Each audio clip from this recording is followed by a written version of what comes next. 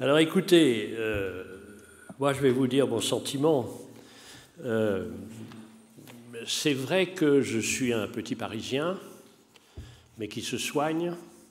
J'ai passé 3 mois chaque année, depuis que j'existe, dans la région de Bretagne, au bord de la mer, mais aussi à Quimper, où mon oncle adoré vendait et réparait des machines agricoles. Donc j'ai vu cette région extrêmement pauvre quand j'étais petit arriver à une certaine aisance, avec des questions environnementales qui se sont posées petit à petit. Donc je connais bien ces questions. Il se trouve que j'ai choisi l'économie pour une raison précise. Je savais depuis l'âge de 7-8 ans que je serais écrivain, mais je voulais avoir des renseignements sur le monde et j'ai décidé de travailler sur les matières premières, et notamment la première des matières premières, l'eau. Alors j'ai rencontré Julien de Normandie il y a 7 ans maintenant, quand il était au cabinet de celui qui était alors ministre de l'économie. Une sympathie est née, et puis une jalousie. C'est qu'il a été ministre de l'Agriculture et on ne m'a jamais proposé que le ministère de la Culture. Donc on a essayé de voir comment on allait pouvoir travailler ensemble et si notre amitié allait perdurer à cette jalousie. Alors, quand nous avons commencé à travailler ensemble sur l'agriculture, sans être des prophètes, nous sentions bien que ça chauffait. Et quand nous avons commencé à écrire, c'est-à-dire il y a un peu plus d'1 an, une des phrases qui revenait sans arrêt en nous, c'est la phrase qui a renversé les panneaux dans énormément de communes, car notre conviction, c'était que nous marchions sur la tête. Je vais vous dire en 5 points pourquoi nous marchons sur la tête. Premièrement, nous méprisons dans ce beau pays de France l'essentiel. Et nous méprisons ce qui nous offre l'essentiel, c'est-à-dire les agriculteurs. Vous savez, quelque chose nous a frappé avec Julien, et moi m'a frappé. Quand on discute avec des gens, des agriculteurs, ils nous disent, il y a encore 10 ans, quand on croisait des gens, voilà, en voiture, qui croisaient nos tracteurs, ils nous disaient bonjour. Maintenant, ils klaxonnent pour qu'on s'écarte. Il y a une phrase qui a un double sens. C'est mon métier, les mots. C'est le mot de reconnaissance. Il se trouve que par les hasards de la vie administrative, j'ai été nommé, élu, président du conseil d'administration de l'école du paysage à Versailles. Je ne connaissais rien à la botanique. Donc, un prof de botanique m'a entraîné dans ce qu'on appelle des promenades de reconnaissance, pour reconnaître les plantes. Mais reconnaissance, c'est un autre mot. Reconnaissance, ça veut dire merci. Et le premier mot que j'ai appris, je crois bien que c'est merci. Parce que quand je ne disais pas merci, ma mère disait « j'ai pas entendu ». Et comme j'adorais ma mère, je disais merci tout le temps. Et la reconnaissance, c'est ça. Nous avons méprisé, nous méprisons l'essentiel et nous avons désappris à dire merci. Mépriser l'essentiel, ça veut dire quoi? Ça veut dire être emprisonné par la tyrannie du prix toujours plus bas. L'essentiel a prix toujours plus bas.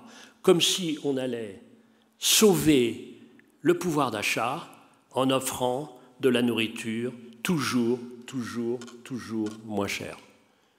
Premier point. Première, marche sur la tête. Deuxièmement, je suis économiste donc, j'ai travaillé beaucoup l'économie internationale, j'ai fait une thèse où on parlait beaucoup de balance commerciale, mon président de jury était Raymond Barre, donc je connais assez bien l'exportation et les importations. Comment se fait-il que dans notre beau pays de France, on adore importer ce qu'on s'interdit de produire? Ça, c'est une sorte de maladie que nous avons sur ces questions-là. Troisièmement, il y a une fausse question, qui est aussi avec un mot qui m'insupporte. C'est le mot productiviste, ou même si le mot produire comme si c'était une insulte. Et si on ne produisait pas, les petits loups, comment est-ce qu'on serait nourri?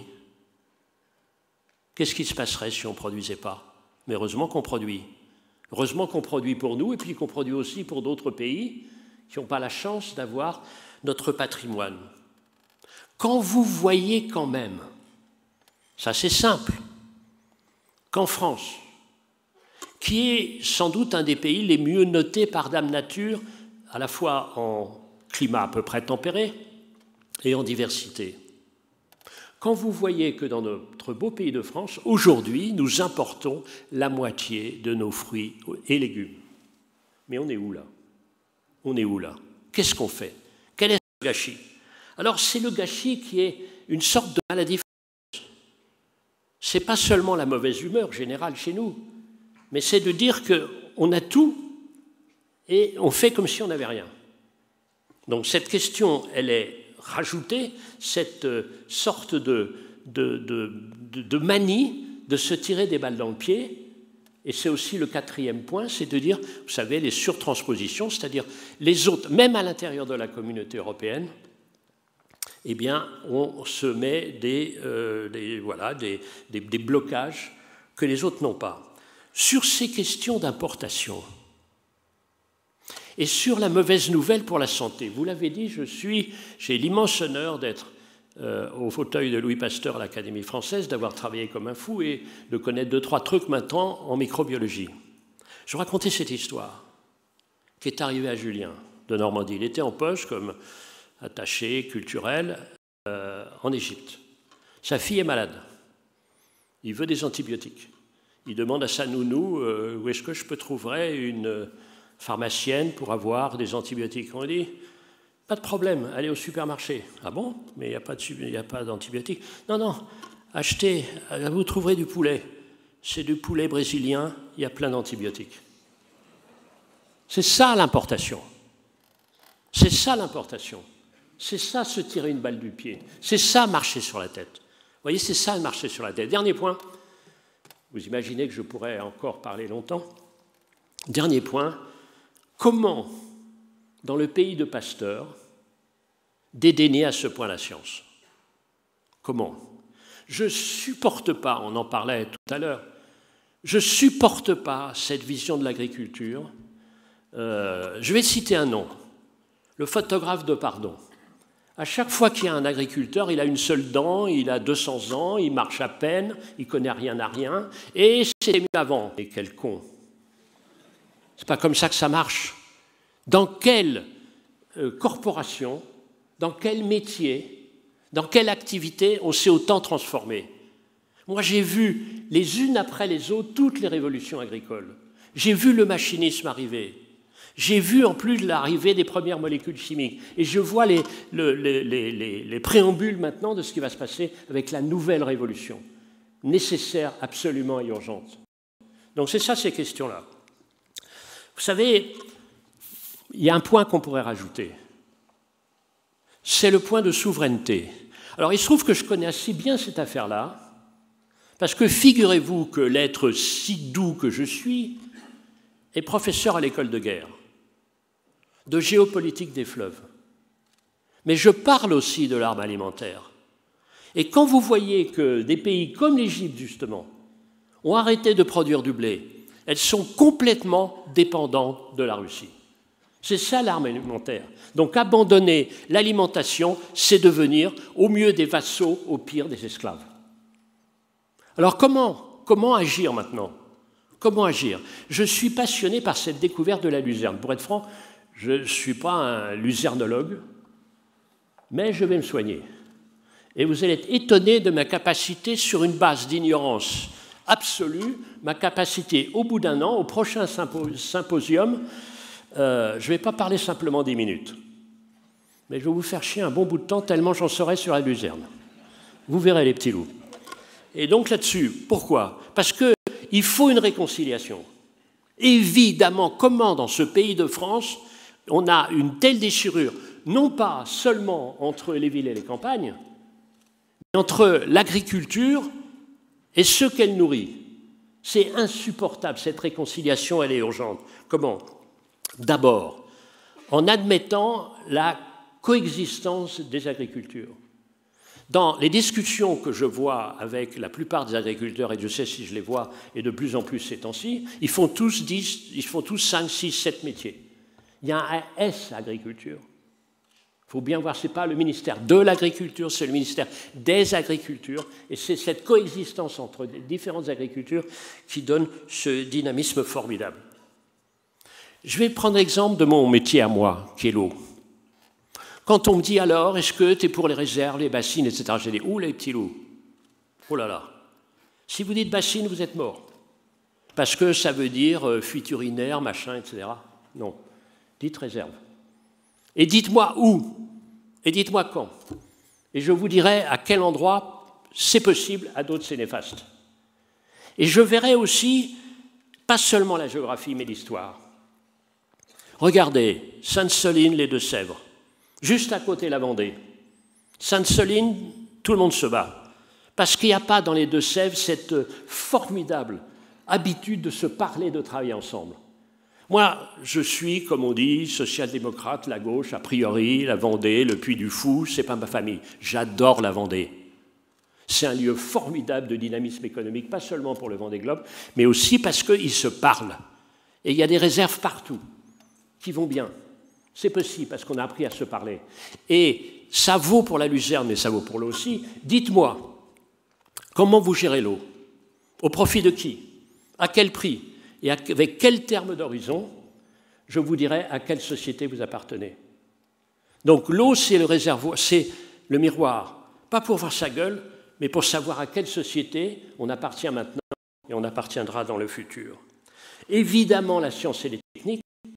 Je vous rappelle quand même que nous sommes l'un des pays européens où la part du budget réservé à la recherche est le plus faible.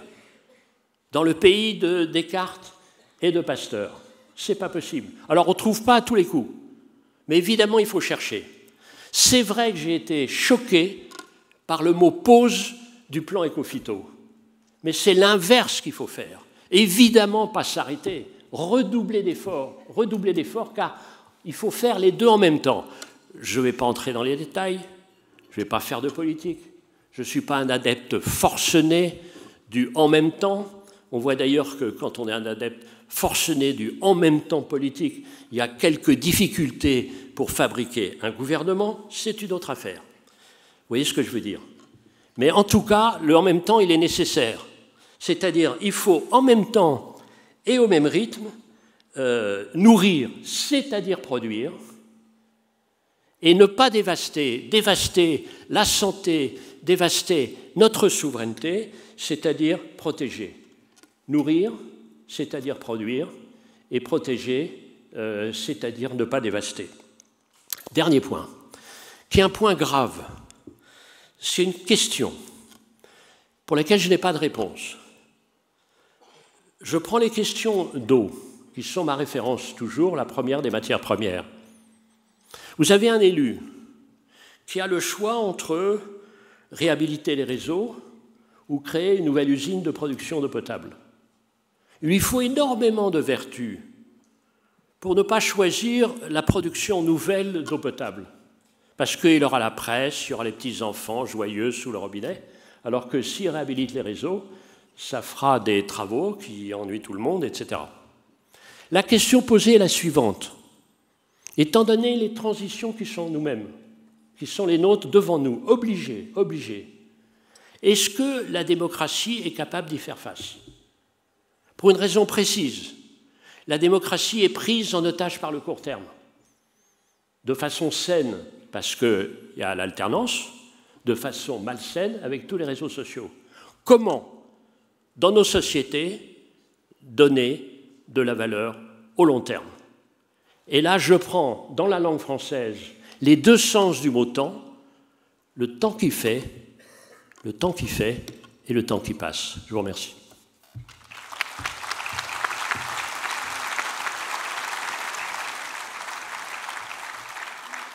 Ben, nous aussi, on vous dit merci. Hein. Naturellement, c'est pas mal, c'est pas mal. Ouais, c'est pas mal, c'est pas mal.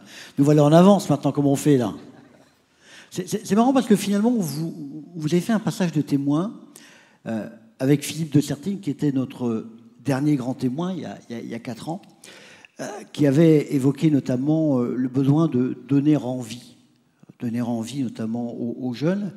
Et il n'est pas parlé de pardon, mais on avait évoqué également ces images un petit peu vieillottes.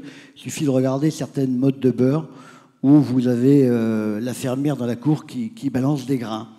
Et il nous rappelait que l'agriculture, c'est pas ça, c'est effectivement de la technologie. C'est un des secteurs d'activité où on utilise le plus les drones. Je crois qu'il faut mettre en avant tous ces savoir-faire, etc., pour donner envie. Il faut donner envie, mais il faut donner aussi, je crois, donner du sens. Regardez. Allez, alors, il y a une capacité de rebond. Hein. J'ai pas fini, parce que regardez ce qui s'est passé quand même. Il y avait deux oublis dans le vivant. Le premier oubli, c'est ce qu'on connaît maintenant, le deuxième cerveau, c'est-à-dire le microbiote. C'est-à-dire tous ces microparticules, les microbes, dont on a tendance à dire qu'il n'y a que des méchants alors que les 3/4, c'est des alliés. Et donc, on a complètement oublié. Ben, on sait maintenant que ça existe.